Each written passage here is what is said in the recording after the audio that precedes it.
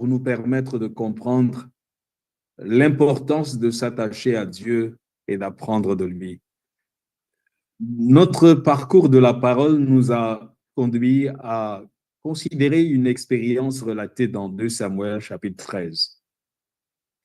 Dans le livre de 2 Samuel au chapitre 13 se trouve consignée une histoire triste, mais alors vraiment très triste, qui ne me laisse pas indifférent. Chaque fois que je passe par ce texte, je ressens une certaine douleur au fond de mon cœur. Une expérience qui malheureusement se répète au quotidien. Il s'agit de l'histoire de l'un des enfants, sinon des enfants du roi David. Absalom qui a sa sœur du nom de Tamar, une très belle femme, comme la Bible la décrit. Et de l'autre côté, nous avons Amnon, le fils de David, qui était tombé éperdument amoureux de Tamar, sa sœur. Et vous comprenez qu'Amnon, le premier fils de David, était simplement dans l'acception commune de l'époque, celui qui était le plus attendu au trône parce qu'il est l'aîné, il a le droit d'aînesse, et donc par lui, le pouvoir devait être donné, la succession devait être passée.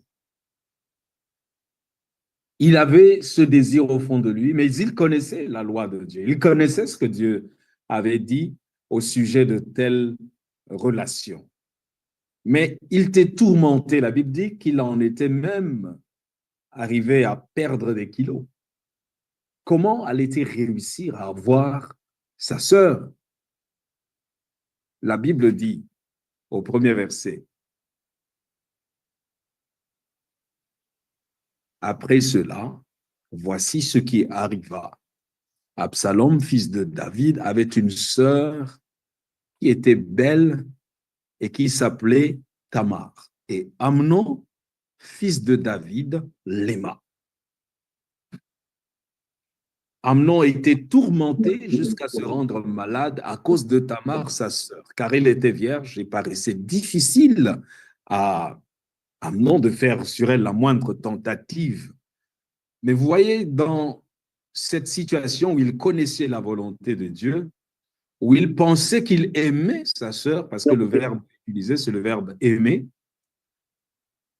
il va avoir un conseiller toxique, Jonadab, qui était le fils de Chiméa, le frère de David, un homme, la Bible l'appelle un homme très habile.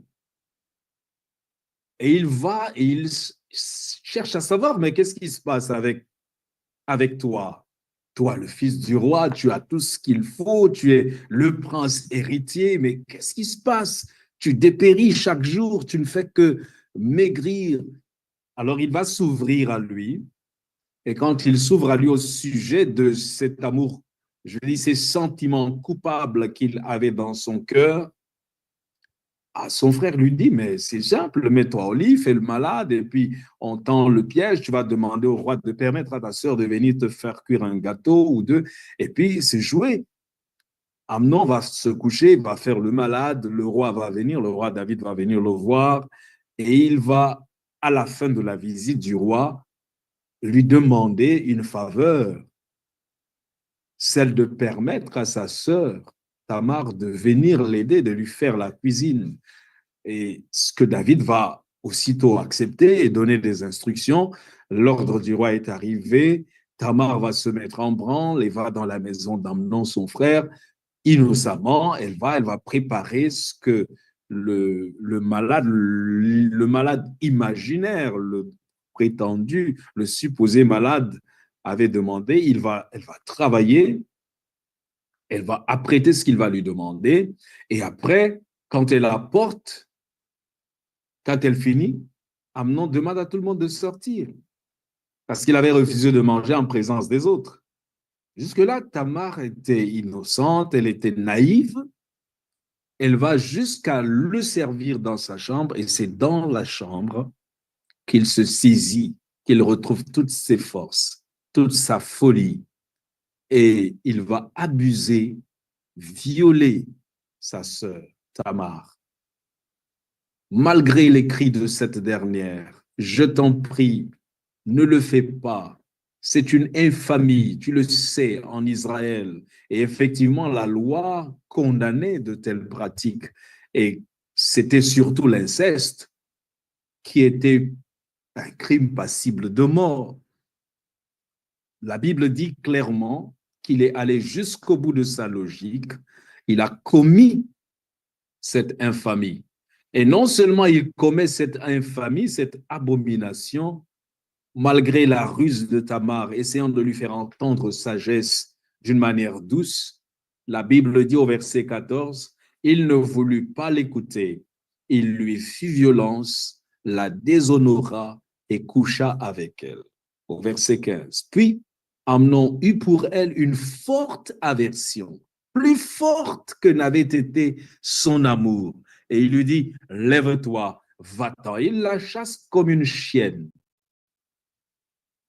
C'était terminé, c'en était fait de Tamar parce qu'elle n'allait plus jamais se marier. Elle était déshonorée, elle perdait de sa pureté, elle perdait de son honneur, elle perdait de cette tunique de plusieurs couleurs qui était la tunique des filles vierges de l'époque, les filles du roi, les princesses. Elle ne devait plus les porter. Et c'est ainsi qu'elle va sortir, se recouvrir de cendres, déchirer cette tenue qui avait été déjà violentée, et elle va rentrer sanglotant, criant vers la maison de son frère Absalom. C'est une histoire triste, vous savez. Mais ce qui est encore plus triste, c'est que dans cette détresse, le roi David avait appris ces choses, mais il n'avait rien fait. Rien fait. Était-ce de l'amour? Quand nous voyons dans ce texte, le premier verset dit qu'Amnon aima Tamar. Mais plus tard, au verset 15, Amnon eut pour elle une forte aversion, plus forte que n'avait été son amour. Ce n'était donc pas de l'amour, c'était de l'infatuation, comme qui dirait de l'emballement. C'était juste un désir d'assouvir ses pulsions sexuelles, ses besoins sexuels. Ce n'était pas de l'amour. Et pour la plupart du temps, après ce qui arrive à beaucoup de jeunes filles qui pensent que les garçons, les jeunes hommes ont pour elles de l'amour, il arrive malheureusement que des déceptions en suivent. Est-ce que aimer, c'est désirer? Est-ce qu'aimer, c'est envier? Est-ce qu'aimer, c'est convoiter ou bien s'amouracher?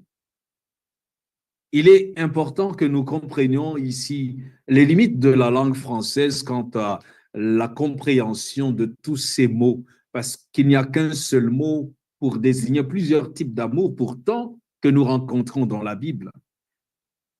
Le mot aimer en grec se traduit de 4 manières différentes, de 4 façons.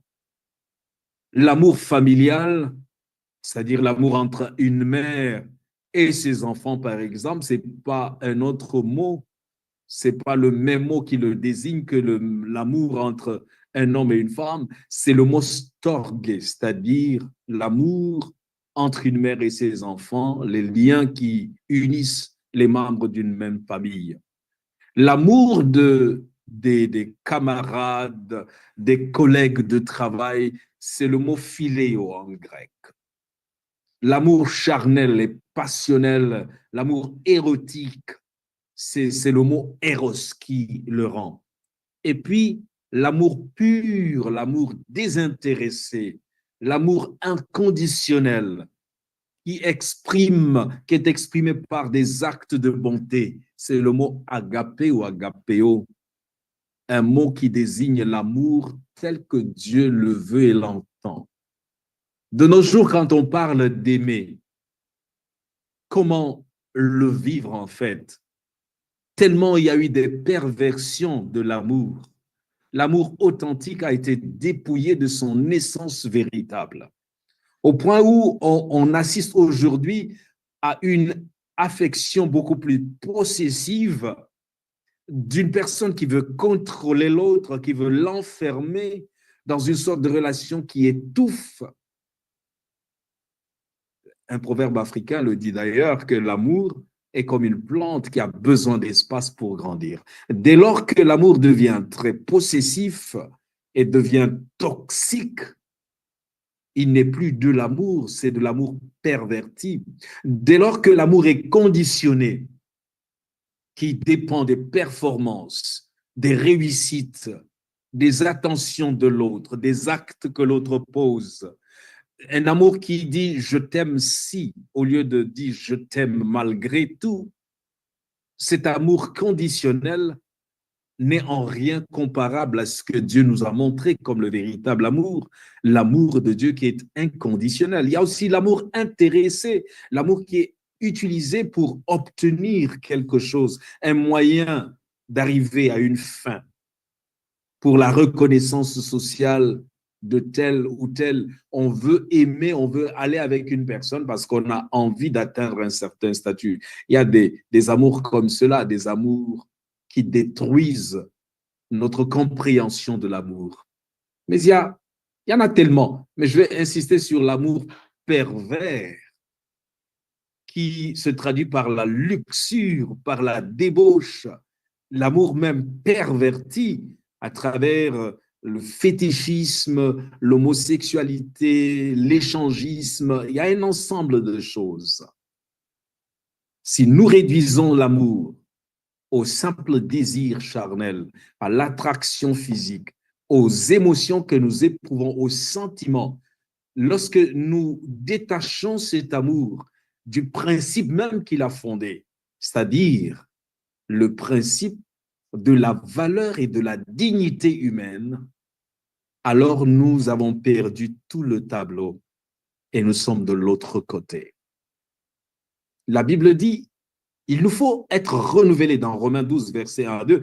Ne vous conformez pas au siècle présent, mais laissez-vous transformer, soyez transformés par le renouvellement de l'intelligence. Il nous faut comprendre ce que c'est qu'aimer, dans le sens que Dieu lui-même veut, pour qu'à la fin, on ne soit pas totalement perdu ou encore désaxé. Au fond de chacun d'entre nous, les êtres humains, tels que Dieu nous a voulu, il nous a créés, il nous a placés avec des valeurs. Il a mis en nous ce besoin fondamental de s'aimer d'abord. Ensuite, le besoin d'être aimé. Et même le besoin d'aimer. Parce que ce sont des besoins fondamentaux qui nous maintiennent dans l'équilibre tel que Dieu l'a voulu pour chaque être humain, afin que nous vivions le bonheur. Le besoin de s'aimer. Parce que lorsqu'on voit cette histoire de Tamar et d'Amnon, il y a une situation compliquée. Comment est-ce que Tamar va s'accepter désormais? Comment vaincre ce passé? Comment demeurer une nouvelle personne après avoir connu un viol, par exemple?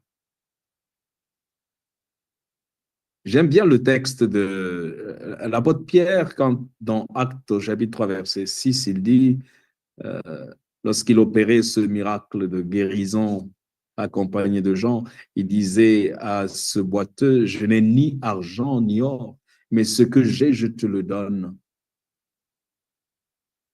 Il faut avoir quelque chose. Si je n'ai pas quelque chose, je ne peux pas le donner. Ça veut dire que si moi-même, je n'ai pas de l'amour, comment puis-je le donner à l'autre? Si je ne m'aime pas, comment puis-je aimer l'autre? Et comment puis-je m'aimer avec un passé aussi désastreux? Comment m'accepter moi-même après avoir connu cette humiliation que Tamar a connue, par exemple? Comment arriver à cette guérison? La Bible dit que la guérison, nous ne pouvons pas l'obtenir à moins de venir à la source même de la guérison. Beaucoup de personnes ne parviennent pas à aimer à cause de leurs expériences dans la jeunesse. Leurs expériences, les traumatismes qu'ils ont eu à subir, les conduisent à ne jamais savoir où se tient l'amour. Au fait, même l'amour, c'est quoi? Elle se demande chaque fois. C'est même quoi? Aimer. Et les gens sont surpris d'entendre, oh, j'aime. Quelqu'un me l'a demandé un jour, c'est même quoi? Aimer. À cause d'un passé qui n'a pas été facile. Dans Philippiens 3, verset 13, la Bible nous montre une voie par excellence. Mais je fais une chose, oubliant ce qui est en arrière et me portant vers ce qui est en avant, je cours vers le but. Apprendre à aimer commence par là, à accepter son passé, à se connaître soi-même, connaître qui on est, qu'est-ce qu'on a traversé, quel est le dessein de Dieu pour moi, et s'accepter en présentant à Dieu ses blessures du passé. Parce que lui, il peut guérir ces blessures du passé, il peut les penser et peut nous conduire à nous connaître tel que lui, il nous a connus. Et c'est ce qu'on appelle la révélation de Dieu. L'amour ne peut être effectif puisqu'il est un mystère. Il ne peut se connaître, il ne peut être expérimenté que sur révélation de Dieu. Voyez-vous, c'est pourquoi il faut que nous demandions à Dieu, Seigneur, révèle-toi à moi. Et quand on demande à Dieu de se révéler à nous, il va nous montrer qui nous sommes. Nous le savons généralement, nous sommes classifiés entre, je crois, les 4 tempéraments, 2 typologies, les extravertis et les introvertis. Et si vous ne savez pas, par exemple, dans une relation, que ce sont les opposés qui s'attirent, non pas seulement l'homme qui attire la femme et la femme qui attire l'homme, mais au niveau même de leur tempérament, les tempéraments qui divergent, les extravertis sont beaucoup plus attirés vers les introvertis. Et donc, c'est pourquoi lorsqu'il m'arrive de suivre généralement les couples, la première chose que je leur demande de passer, c'est le test des tempéraments. Est-ce que vous êtes sanguin, comme l'apôtre Pierre, ou bien colérique, comme Paul, qui sont des extravertis? Ou encore, est-ce que vous êtes mélancolique, comme Jérémie, comme Moïse, comme Jonas, comme Jean, comme Marie, la sœur de Marthe? Ou encore, vous êtes flegmatique, comme Barnabas, le fils d'exhortation, les flegmatiques qui sont easy to go, c'est-à-dire vraiment bien à vivre. Comme je l'ai dit, ce sont les opposés qui s'attirent. Et s'il n'y a pas cette connaissance de soi, c'est vrai qu'il n'y a pas de tempérament parfait. On a besoin de savoir avec qui on marche tout au moins. Si on veut savoir avec qui on marche, la moindre des choses, c'est de savoir qui on est. D'où l'importance de savoir soi-même qui on est. Et c'est Pierre Lanares dans son ouvrage que j'ai beaucoup aimé, j'ai lu à l'école secondaire. Je vous invite à le lire. C'est un livre qui est presque une encyclopédie de l'amour et qui, dans une de ses démonstrations de ce qu'est l'amour, il dit, l'amour n'est pas une juxtaposition des personnalités. Il ne s'agit pas d'aligner un certain nombre de personnes qui se regardent en face ou qui marchent, qui vont ici ou là. Il ne s'agit pas, si on est la couleur bleue, de se dire, est-ce qu'en étant bleu, je peux aimer le jaune? Ou bien si je suis la couleur jaune, de dire, est-ce qu'en étant jaune, je peux aimer le bleu? Mais plutôt, si étant jaune ou bleu, je peux aimer le vert, qui est la fusion des 2 couleurs. J'ai aimé cette image, fantastique. Et j'ai gardé cette image depuis, pour montrer qu'en réalité, le fait de s'aimer ne veut pas dire s'uniformiser. Parce qu'en chacun d'entre nous, j'ai dit qu'il y a ce besoin de s'aimer. C'est pour ça que Jésus dit, le plus grand commandement, d'accord, c'est aimer Dieu de tout son cœur, de toute son âme, de toute sa force, de toute sa pensée.